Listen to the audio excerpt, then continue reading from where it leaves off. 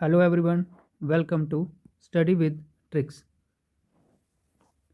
आज से हम रीजनिंग का फर्स्ट टॉपिक स्टार्ट कर रहे हैं। यानी कि आज से रीजनिंग भी स्टार्ट कर रहे हैं, जिसका फर्स्ट टॉपिक है ब्लड रिलेशन। ब्लड रिलेशन यानी कि खून का रिश्ता। तो सबसे पहले ब्लड रिलेशन करने से पहले हमें उसका बेसिक पता होना चाहिए। ब्लड रिलेशन कितने तरह का होता है? ब्लड रिलेशन दो तरह का होता है, primary relation and secondary relation. Primary relation में हमारे father, mother, brother and sister आते हैं, यानी कि पापा, मम्मा, भाई और बहन आते हैं। सेकेंडरी रिलेशन में जैसे कि बाकी मतलब जितने भी रिलेशन बच जाएंगे, वो मतलब जितने भी father, mother, brother and sister को छोड़ के वो सारे सेकेंडरी रिलेशन में आएंगे। जैसे फादर्स फादर, फादर्स फादर। तो फ्रेंड्स, मैं पहले आपको बता दूं कि हमने ब्लड रिलेशन में जब भी कोई क्वेश्चन निकालेंगे, उस क्वेश्चन में पहले अपने आप को लेट कर लेना है। अपने आप को लेकर आप निकालोगे तो आसानी से क्वेश्चन फटाफट निकलेगा। फादर्स फादर यानी कि पापा के पापा। पापा के पापा हमारे क्या लगेंगे? दादू जी। अब याद रखना, अगर बात होगी पापा वाली तरफ से तो वर्ड पैटर्नल यूज होगा। वर्ड पैटर्नल यूज होगा। तो फादर्स फादर क्या होंगे? अब हमें पता है फादर्स फादर होते हैं दादू जी, जिनको हम ग्रैंड फादर बोलते हैं। लेकिन पापा वाली तरफ से हैं तो पैटर्नल ग्रैंड फादर आएगा। नेक्स्ट है फादर्स मदर, पापा की मम्मा, यानी कि हमारी दादी जी। तो पापा वाली तरफ से हैं तो पैटर्नल ग्रैंड मदर होगा राइट आंसर। नेक्स्ट है मदर्स फादर, मम्मा के पापा, यानी कि जिन्हें हम कहते हैं नानू जी। रहेंगे वो भी ग्रैंड फादर, लेकिन मम्मा वाली तरफ से हैं तो वर्ड यूज होगा मैटरनल। अब मैं आपको जहाँ पे ट्रिक बता देता हूँ, पैटर्नल और मैटरनल। कई बार हमें भूल जाएगा कि मैटरनल कहाँ लगाना था, पैटर्नल कहाँ लगाना था। एम से मदर, एम से मैटरनल, बाकी पैटर्नल होगा यूज पापा के लिए। एम से मदर, एम से मैटरनल। नेक्स्ट है मदर्स मदर, मम्मा की मम्मा, यानी कि नानी जी, जिनको हम कहेंगे मैटरनल ग्रैंड मदर। नेक्स्ट आ गया फादर्स और मदर सन, पापा के या मम्मा के बेटे, हमारे क्या लगेंगे? ब्रदर्स, हमारे लगेंगे ब्रदर्स। अब जहाँ पे मैटरनल और पैटर्नल यूज़ नहीं होगा, क्योंकि पापा और मम्मा एक साथ आ रहे हैं, उनके बेटे ब्रदर्स। नेक्स्ट है फादर्स और मदर्स डाटर, पापा की और मम्मा की बेटियाँ, हमारी क्या लगेंगी? बहन, यानी कि सिस्टर्स। नेक्स्ट है फादर्स ब्रदर, फादर्स ब्रदर यानी कि पापा के भाई। अब वो ताया जी भी हो सकते हैं और चाचा जी भी हो सकते हैं। फादर्स ब्रदर, अब पापा वाली तरफ से हैं तो पैटर्नल। अब फादर्स ब्रदर को क्या कहेंगे हम? अंकल, तो पैटर्नल अंकल होगा राइट आंसर। तो मम्मा वाली तरफ से मम्मा के भाई मामू जी, जिनको हम कहेंगे मैटरनल अंकल। नेक्स्ट आ गया आपका फादर्स सिस्टर, पापा की बहन, यानी कि बुजी जी। तो पापा की बहन क्या होगी? Paternal aunt. Mumma mother sister यानी कि मौसी जी, तो वो भी हमारे आंट होंगे, लेकिन मम्मा वाली तरफ से हैं तो मैटरनल आंट। नेक्स्ट है अंकल्स और आंट चिल्ड्रन। अब अंकल्स में हमारे ताया जी, चाचू जी, मामू जी, मौसा जी, सारे आ जाएंगे अंकल्स में। आंट में मौसी जी, आंटी जी, मतलब चाची जी, ताई जी, सारे आ जाएंगे। अब उनके जो बच्चे होंगे वो हमारे लगेंगे कज़न, वो हमारे लगेंगे कज़न।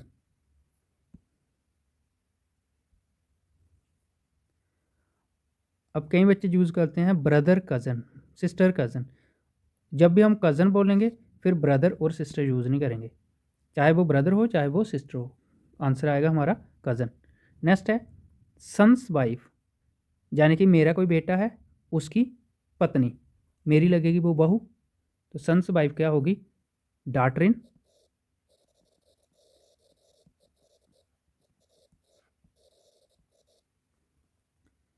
डॉटर इन लॉ, बहू को बोलते हैं डॉटर इन लॉ। नेक्स्ट है डॉटर्स हस्बैंड, यानी कि बेटी के हस्बैंड, मेरे लगेंगे वो sons in law, son in law. Next है ब्रदर्स वाइफ, ब्रदर्स वाइफ, मेरे भाई की पत्नी, मेरी लगेगी सिस्टर इन लॉ।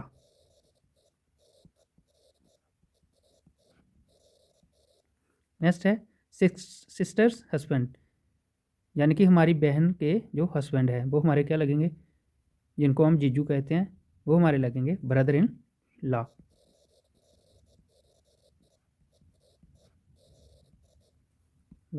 नेक्स्ट है हस्बैंड्स और वाइफ ब्रदर, हस्बैंड्स और वाइफ ब्रदर, हस्बैंड के या वाइफ के ब्रदर वो होंगे हमारे ब्रदर इन लॉ। नेक्स्ट है हस्बैंड और वाइफ सिस्टर, हस्बैंड और वाइफ सिस्टर वो होंगे हमारे सिस्टर इन।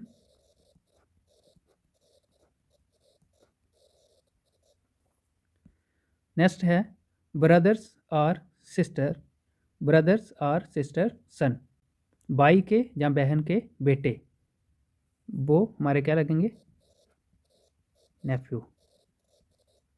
नेक्स्ट है ब्रदर और सिस्टर्स डॉटर, भाई के या बहन की बेटी हमारी लगेगी नीस। एक बार दोबारा बता देता हूँ, दो तरह के रिलेशन होते हैं। फर्स्ट रिलेशन है प्राइमरी रिलेशन, जिसमें हमारे माता पिता ब्रदर और सिस्टर आएंगे। सेकेंडरी रिलेशन में आएंगे बाकी जितने भी बच गए वो सारे सेकेंडरी में आएंगे। फादर्स फादर, यानी कि पापा के पापा, जिनको हम बोलते हैं दादू जी, पापा वाली तरफ से हैं तो दादू जी को ऐसे हम ग्रैंड फादर बोलते हैं, लेकिन पापा वाली तरफ से है तो पैटर्नल ग्रैंड फादर, और दादी जी को बोलेंगे paternal grandmother. Mother's father नानू जी, उनको मम्मा वाली तरफ से हैं तो मैटरनल ग्रैंड फादर, और नानी जी को बोलेंगे मैटरनल ग्रैंड मदर। नेक्स्ट है फादर्स आर मदर सन, पापा के या मम्मा के बेटे, तो वो ब्रदर्स होंगे, सेम डाटर्स के लिए वो सिस्टर्स होंगी। फादर्स ब्रदर, फादर्स ब्रदर पापा के भाई, पैटर्नल अंकल होंगे, मम्मा के भाई maternal uncle. Father's sister paternal aunt, mumma के मैटरनल आंट। अंकल्स और आंट चिल्ड्रन, जितने भी बच्चे होंगे मामू के, मासी के, ताया के, चाचे के, वो सारे हमारे कज़न लगेंगे। सन्स वाइफ, बेटे की वाइफ हमारी बहू, वो डॉटर इन लॉ लगेगी।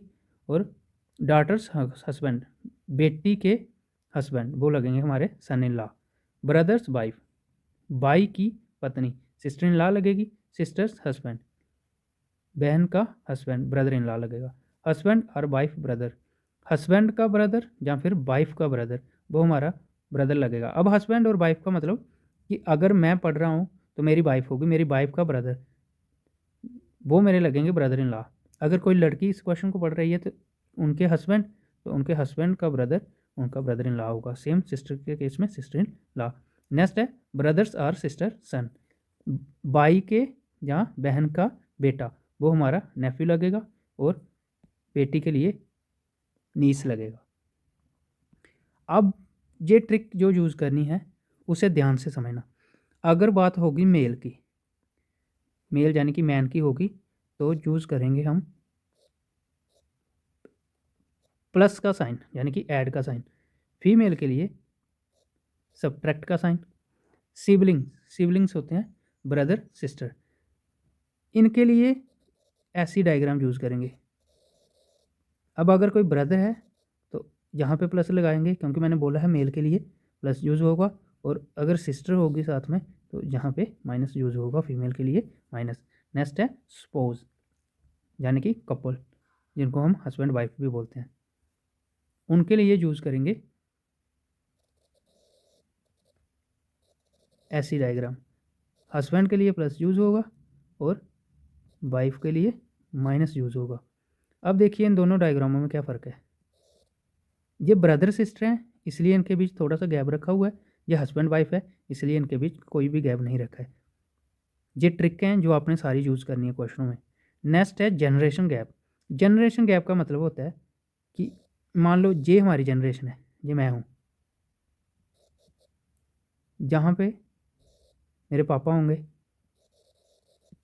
और पापा के ऊपर पापा के पापा यानी कि मेरे ग्रैंडफादर, और मेरे नीचे होंगे मेरे बच्चे, सन या डाटर। जनरेशन गैप, इस चीज़ को कहते हैं जनरेशन गैप, यानी कि एक हमारी जनरेशन, एक पापा मम्मा की जनरेशन, एक दादा दादू दादी की जनरेशन, एक और आने वाले बच्चों की जनरेशन, इनको बोलते हैं जनरेशन गैप। और जब भी जनरेशन गैप की डायग्राम बनाएंगे तो हम ऐसे बनाएंगे, जैसे मान लो ये मैं हूँ, मेरे पापा कहाँ आएंगे, मेरे ऊपर ऊपर वाली जनरेशन में, दादू पापा से भी ऊपर वाली जनरेशन में, और मेरा सन मेरे से नीचे वाली जनरेशन में, इस तरह से। अब अगर ये मैं हूँ, मेरी बहन कहाँ होगी, इस तरह से, और मेरी वाइफ कैसे होगी, वो बिल्कुल मेरे साथ होगी। अब याद रखना मैंने डायग्राम पे जहाँ पे हस्बैंड रखा है, जहाँ पे वाइफ रखी है, तो इससे कोई भी फ़र्क नहीं पड़ेगा, आप जहाँ वाइफ रख लो जहाँ हस्बैंड रख लो।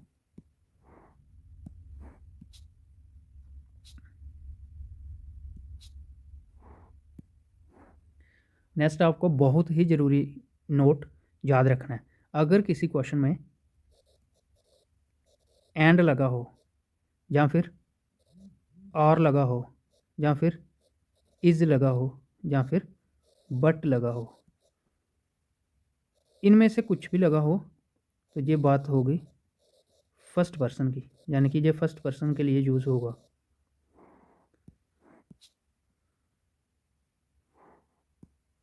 नेक्स्ट, अगर क्वेश्चन में हु,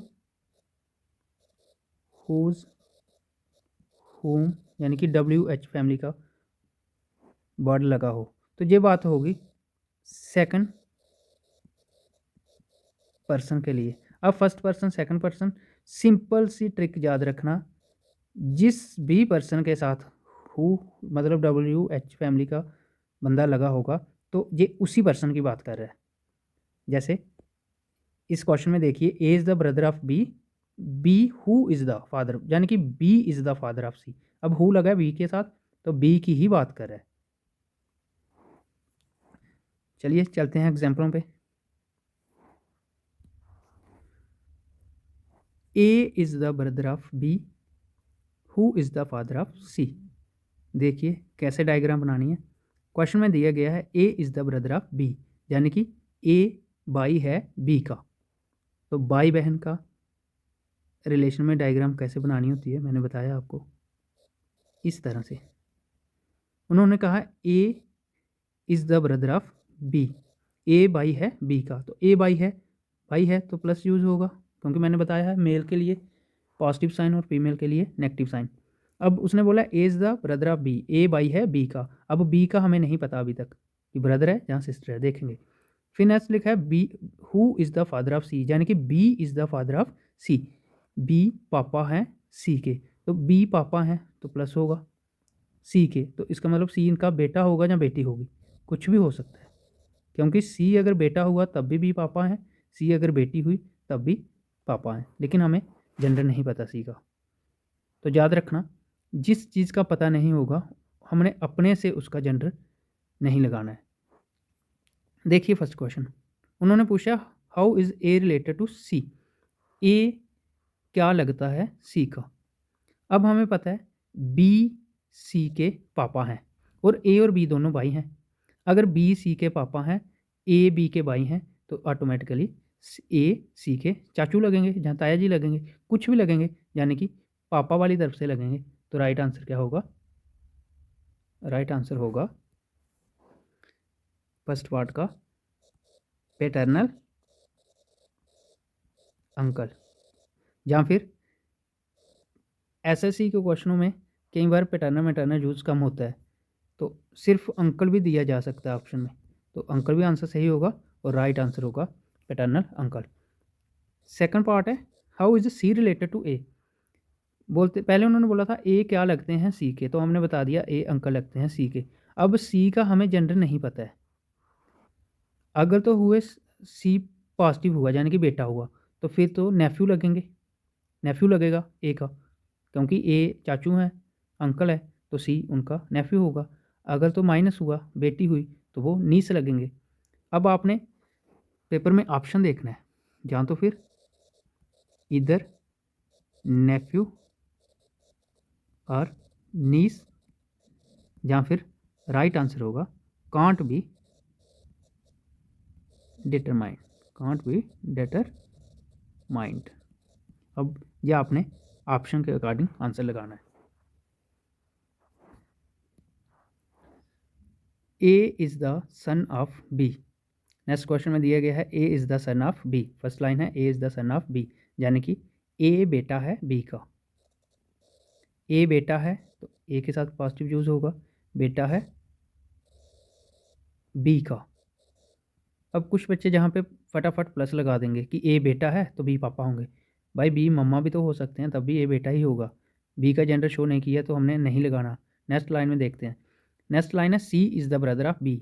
सी बाई है, तो बाई है तो जनरेशन गैप सीधा सीधा वाला होगा, क्योंकि एक ही जनरेशन के बंदे होंगे भाई।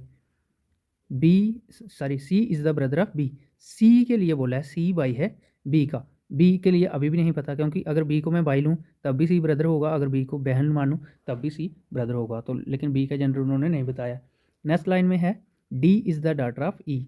अब याद रखना, दो में से एक पर्सन ऑलरेडी हमारे पास होना चाहिए किसी लाइन को फिल करने के लिए।